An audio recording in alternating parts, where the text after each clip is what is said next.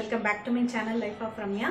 And இன்னைக்கு இந்த வீடியோல சூப்பரான ஒரு பிரியாணி ரெசிபி தான் பார்க்க போறோம். பெங்களூர் ஸ்பெஷல் தொன்ன பிரியாணி எப்படி பண்றதுன்னு பார்க்கலாம். இந்த வரப்போற இந்த கிறிஸ்மஸ்க்கு வந்து எப்பவுமே நார்மலா செய்யற பிரியாணி இல்லாம இந்த மாதிரி ட்ரை பண்ணி பாருங்க.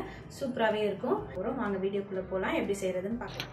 ½ kg சிக்கன் வச்சு தான் இன்றைக்கி நான் பிரியாணி பண்ண போகிறேன். அதுக்கு ஃபஸ்ட்டு சிக்கனில் வந்து 1 டேபிள் ஸ்பூன் வந்து இஞ்சி பூண்டு பேஸ்ட்டு, ½ டீஸ்பூன் மஞ்சத்தூள், 1 டீஸ்பூன் மிளகாத்தூள், தேவையான அளவு சால்ட்டு, ஒரு 50 ml வந்து கர்டும் சேர்த்துட்டு நல்லா மிக்ஸ் பண்ணி ஒரு ½ an hour நம்ம ஊற வச்சுக்கலாம். அதை சைடில் வச்சுட்டு இப்போ ஒரு பேன் வச்சுட்டு 1 டேபிள் ஸ்பூன் ஆயில் சேர்த்துட்டு ஸ்பைசஸ் இதெல்லாம் ஆட் பண்ணிக்கிட்டு கூடவே 1 டீஸ்பூன் வந்து பெப்பரும் நான் சேர்த்துக்கிறேன் காரத்துக்கு. அது லைட்டாக பொரிச்சதும் ஒரு துண்டு இஞ்சி, ஒரு 4-5 பல்லு பூண்டு, 2 வெங்காயம் மீடியம் சைஸ் வெங்காயம் ஸ்லைஸ் பண்ணி சேர்த்துக்கிட்டேன், ஒரு 3 பச்சை மிளகாய் சேர்த்துட்டு அது ஒரு 2 நிமிஷம் வதங்கின பிறகு கூடவே ஒரு கைப்பிடி கொத்தமல்லி, புதினா ரெண்டுத்தையுமே ஆட் பண்ணி வதக்கி விட்டுறணும். இப்போ இதை நல்லா ஆறின பிறகு பேஸ்டாட்டும் நல்லா அரைச்சி வச்சுக்கலாம். சைட் பை சைடு வந்து நான் அரிசியை வந்து ஊற வச்சுட்டேன். 1/2 கிலோ சிக்கனுக்கு 1/2 கிலோவுக்கு கம்மியான ரைஸை நான் சேர்த்துருந்தேன்.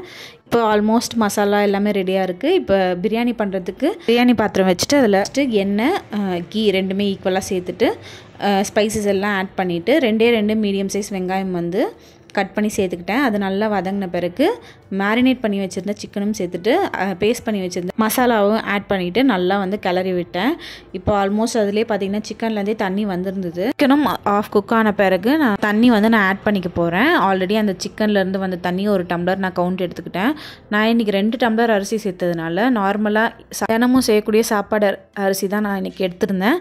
இதுக்கு வந்து 1க்கு 2 டம்ளர் தண்ணி ஊற்றி தான் நான் வந்து மெஷர்மெண்ட் எடுத்துப்பேன்.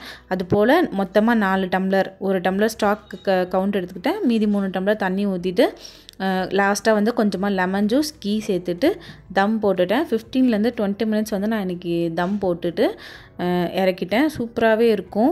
எப்பயும் ஒரே மாதிரியே நம்ம பிரியாணி செய்கிறத விட இந்த மாதிரி கொஞ்சம் டிஃப்ரெண்ட்டாக ட்ரை பண்ணி பாருங்கள். கண்டிப்பாக உங்களுக்கும் வந்து பிடிக்கும். வர கிறிஸ்மஸ்க்கும் இந்த மாதிரி ட்ரை பண்ணி பாருங்கள். அண்ட் எப்படி இருந்ததும் எனக்கு வந்து ஷேர் பண்ணுங்கள். உங்களுக்கு வேணும்னா நீங்கள் வந்து பிரியாணி ரைஸ்லையோ இல்லை சீரக சம்பா ரைஸ் அந்த மாதிரி கூட நீங்கள் ட்ரை பண்ணலாம். அதுலேயும் வந்து ரொம்பவே சூப்பராக இருக்கும். கண்டிப்பாக இந்த ரெசிபி ட்ரை பண்ணி பார்த்துட்டு எப்படி இருந்ததுன்னு சொல்லுங்கள். நெக்ஸ்ட் வீடியோவில் பார்க்கலாம். Thank you all.